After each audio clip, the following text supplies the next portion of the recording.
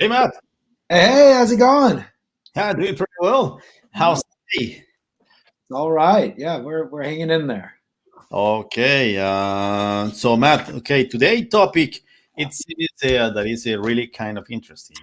Yeah. So today topic will be about the certainty and the uncertainty. The invitation for this program it's to ask us a question is what if we laugh? What if we embrace? Because usually, as a human being, uncertainty it's the unknown.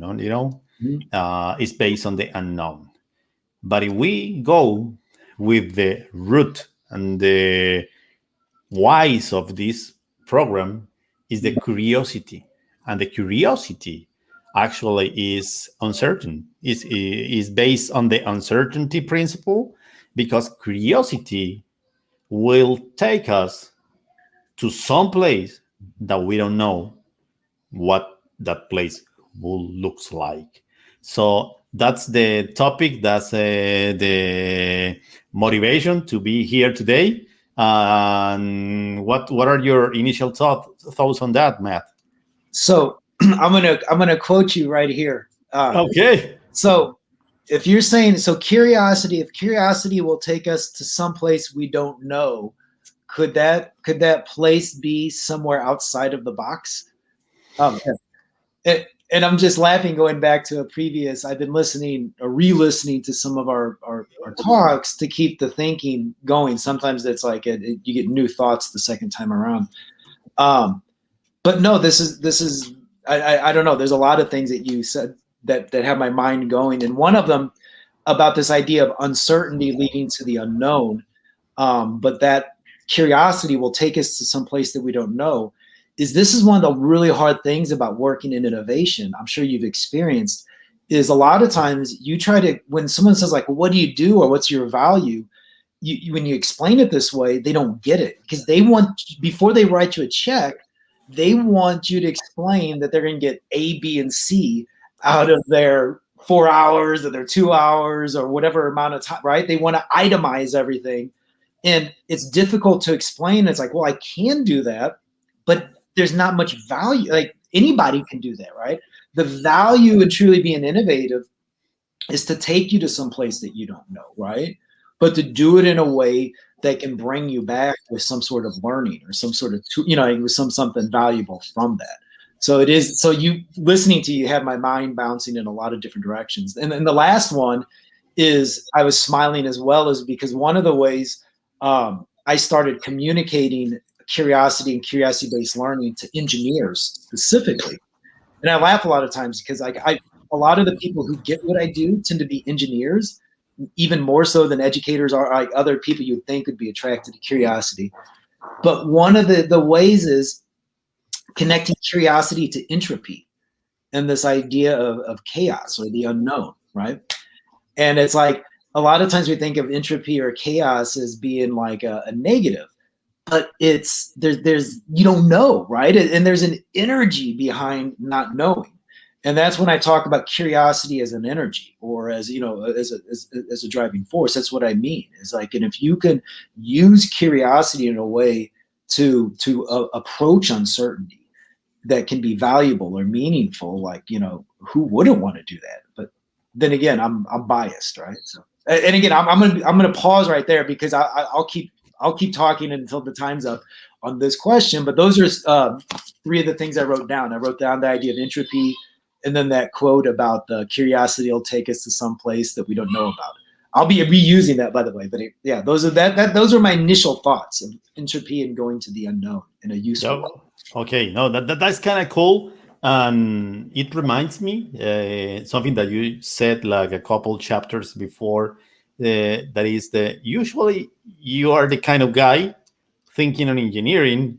Mhm. And in this conversation, I'm the kind of guy who is thinking into the philosophy side of the concepts, and that's kind of cool because I'm the engineer and you are the Yeah. English guy, But it's true, man, and I couldn't be more agree with you in this concept.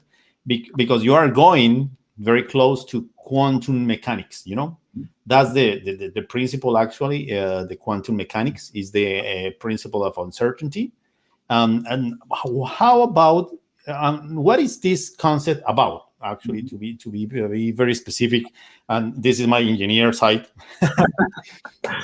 Actually, the implications of this principle is that, in general terms, it's not possible to predict the value of a quantity or with arbitrary certainty.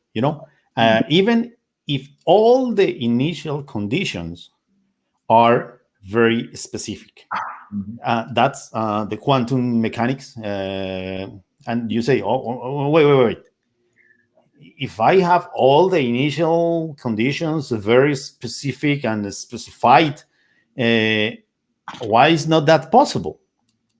And precisely in terms of engineering, that is not possible, because if we call Heisenberg the Heisenberg principle that we all went through in high school, basically he was the physicist, German physicist.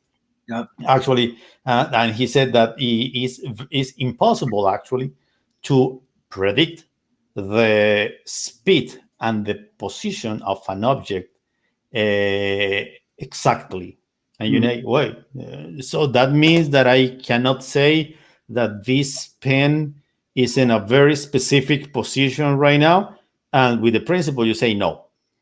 You are very approximate to where it is, based on the eyes, based on the light that you have in the room, based on the lenses correction that you have, maybe if you have problems with your eyes like me, based on the reflection of the colors on the walls, on the ceiling.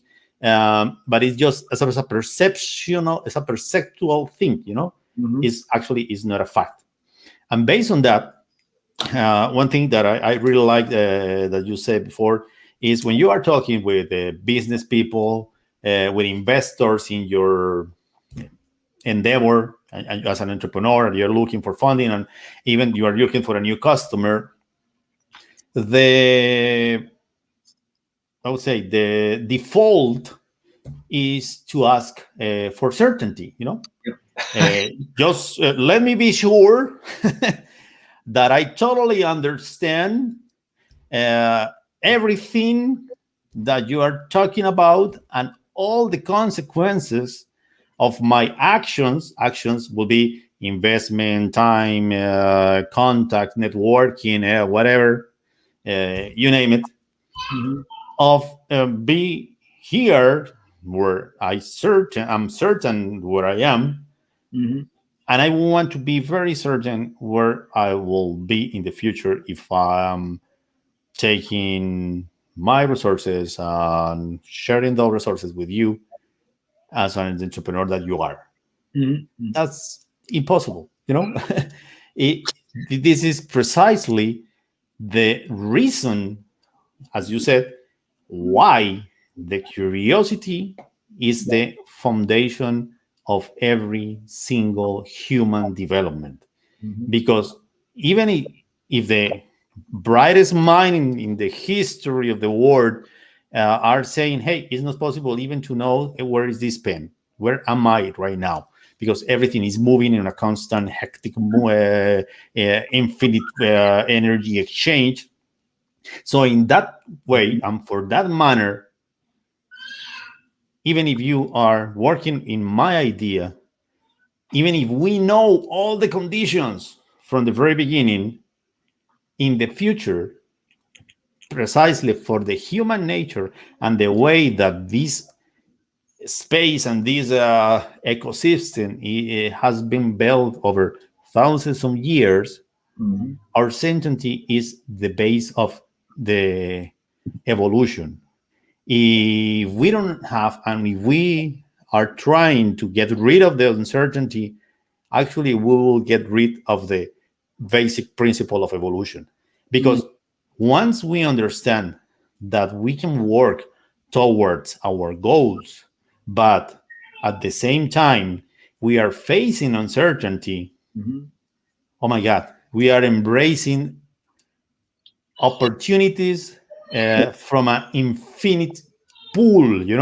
It's not a finite pool because we have everything in place. No, actually, we are facing an infinite number of options, of course, with a goal. And that's why we say, hey, what if we, instead of looking for be certain about something, be certain about what I think, be certain about what I say, we say, hey, what if we embrace uncertainty? If we are willing to accept different points of views, different religions, different economics models, different approaches actually to history, different approaches to human behavior. And that way, we say, hey, that's one of the basic agreements that we should make as a human species, as humans, and say, hey, let's understand that we are living in an uncertain world that will be uncertain in the future, and making possible to handle and accept those uncertainties will be more productive. That's kind of a strange with this obsession for being certain about everything. That's kind of the approach that I'm thinking. My thoughts in this topic. Well, I love it. No, your thoughts have me thinking again in so many different directions. I'm filling up, and I'm way oversimplifying things. I know. So any quantum mechanics out there, I think I mentioned before. There's a guy I know that's studying quantum mechanics. I'm fascinated. He sent me a website that I learn a little more, just like an introduction. So I know I'm oversimplifying things, but listening to you, it made me think about like what we're talking about is using curiosity to explore uncertainty. Mm-hmm. It's really a way to create quantum computing for human thinking, right? So normally we think of things as kind of binary, and it's either this way or it's either up or down, right? But quantum computing lets you look at everything instead of being, positive or negative. It lets you look at, it could be up or down, but it could also be left or right, or it could be, so. And when you look at uncertainty as like you mentioned, an infinite pool of opportunities, like, so when you look at uncertainty as something to dive into, as something to embrace, you really are. And that's where I think this curiosity and not formalizing, but creating modes of using curiosity, like, structures for curiosity-based learning. Because then those structures around curiosity-based learning, like the what to wow process that right? What it does is it creates a gym or a workout space for you to work your curiosity in a very specific way, so that you may just be doing what to wow or other processes of curiosity-based learning, but you're preparing yourself so that when you're out of the gym, like when you're at work or you're in something comes up or uncertainty comes up, not only how to approach it, but how to get something out of it. And it makes me think, I was listening to a podcast, I was listening to a former Navy SEAL. Everybody loves Navy SEALs, right? Talking about their training. And he's like one of the first times, it may not have even been a Navy SEAL. Yeah, it was a Navy SEAL. I was listening to different podcasts. Sometimes military guys are on there, but they're talking about military training in general. Is they have you do it over and over and over. And both said something where they realized, like, the first time they were in combat, like with the Navy SEALs, like all of the training is just to get you exhausted. And once they get you exhausted, then they teach you how to do everything. Like, they want you to get wet, exhausted, you're up 5 days in a row and you have no energy. Then they teach you how to, like, put your rifle together, how to jump out of the airplane, or how to, dismantle the bomb, or all this. Because the idea is that if you can do it when you're so exhausted, you're learning it by muscle memory, right? So your body just does it automatically. And they've shown that they can do this from exhaustion to physical attributes. So that made me think, like, how can we do this instead out of the physical side, but with the mental side? How can we do this in a way that, when something like uncertainty comes up, we just automatically, instead of defaulting to fear or like inaction, how can we? And so I guess that's part of what we want to do with this, curiosity-based learning, is give people the opportunities so that they have it so trained inside of them that when uncertainty comes, that they do look at. I love what you mentioned, this infinite pool, of embracing opportunities from an infinite pool, right?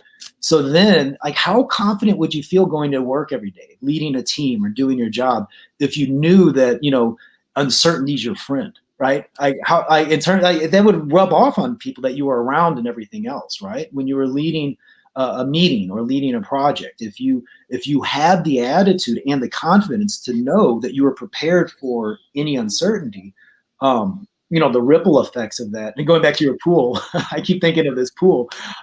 It would really be immense. So yeah, you got me thinking about a lot of different. Yeah, Matt.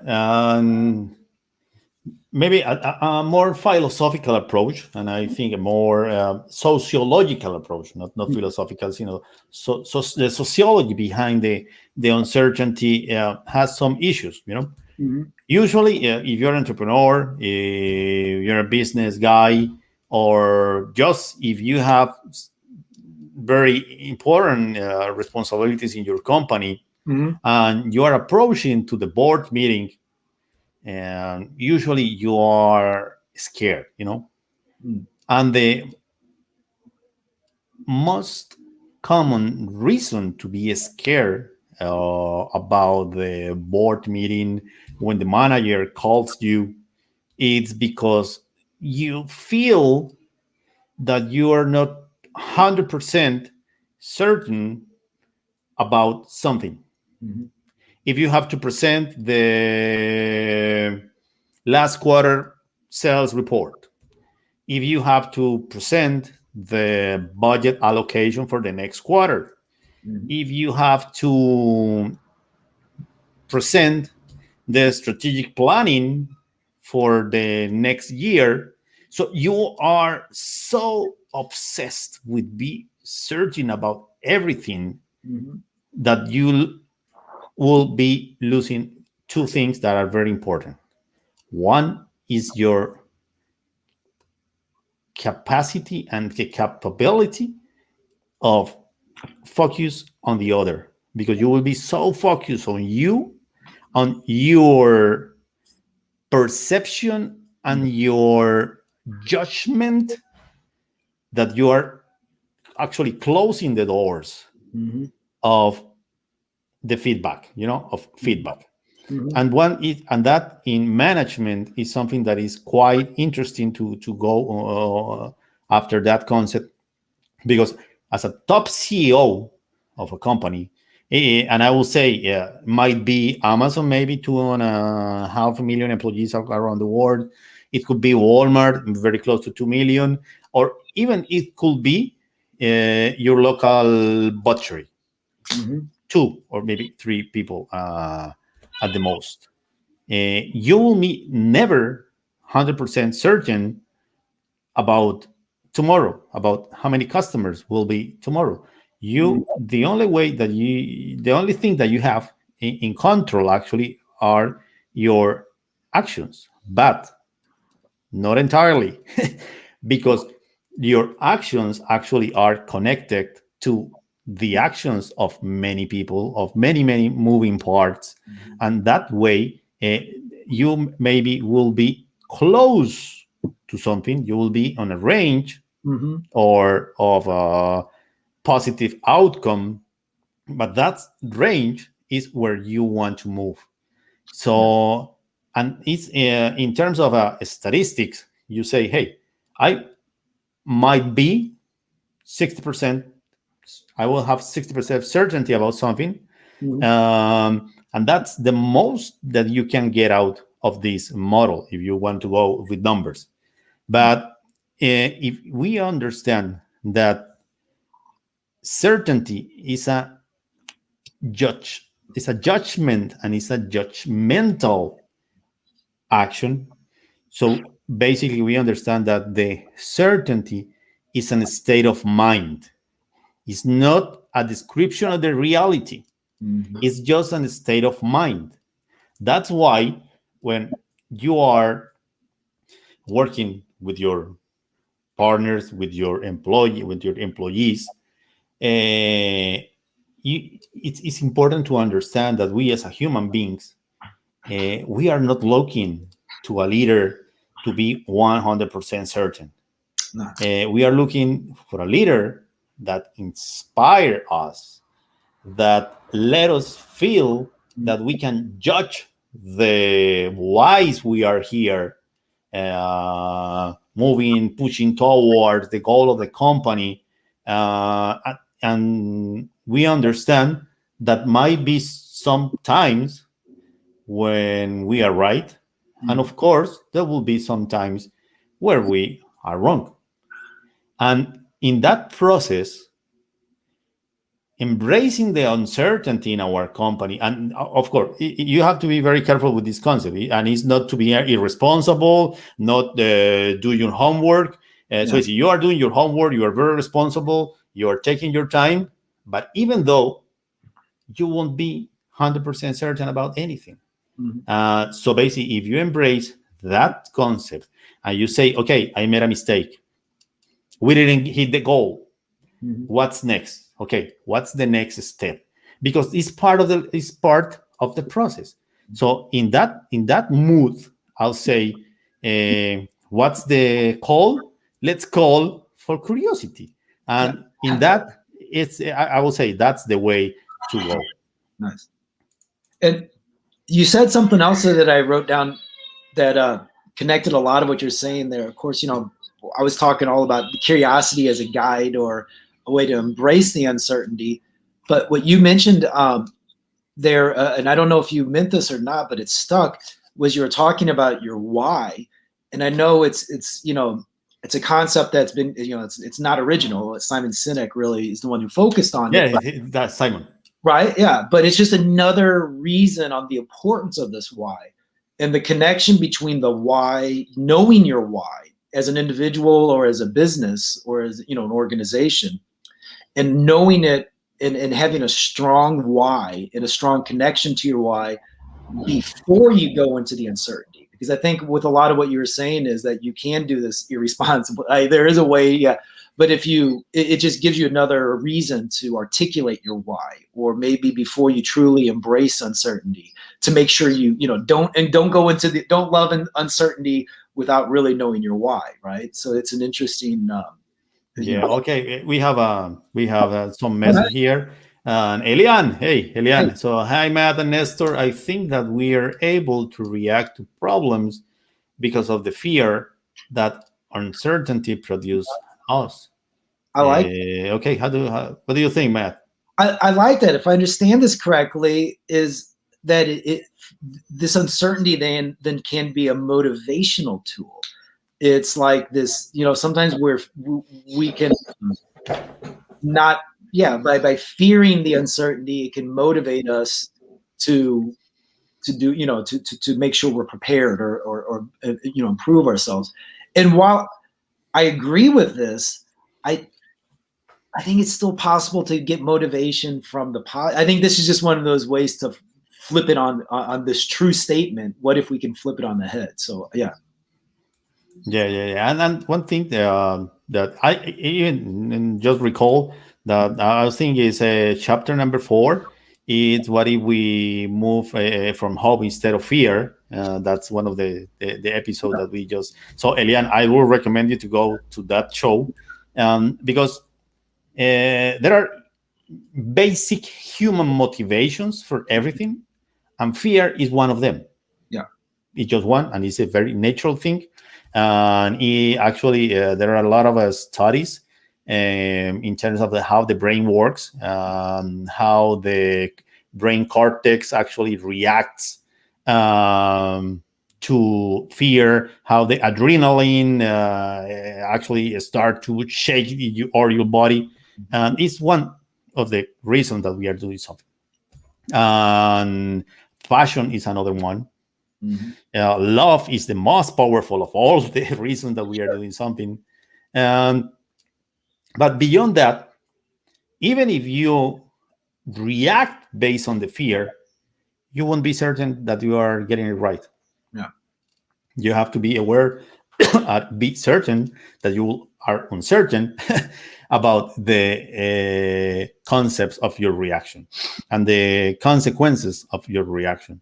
So that's most. I would say that's most of the reasons that we say, hey, let's go hard beyond this concept. Don't take it so easy because it can be very profound. It's a lot of technical stuff behind the certainty and the uncertainty.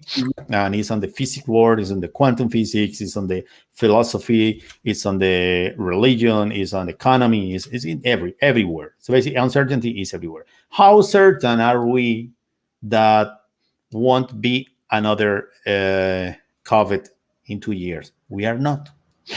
Just as Bill Gates says, we don't know. Yeah. We don't know. We don't know yet. And we don't know how hard will hit us. That's the most likely scenario based on some of the brightest mind in our world. So the invitation in this show actually is to think beyond that, to think, and I would say more easy, be more kind with yourself and with other people, because you won't be certain about anything. Yep. And I want to close my arguments and my presentation today with this thing that I used to hear from my mother. She used to say, hey, Nestor, the only thing that you are certain about is that you are going to die. That's the only thing that you will be 100% certain in your life. The rest of your life, you have to embrace the uncertainty. So don't get obsessed with getting it every time, because you will be in a bad mood all the time. But don't get obsessed as well, because you will be dying in the future.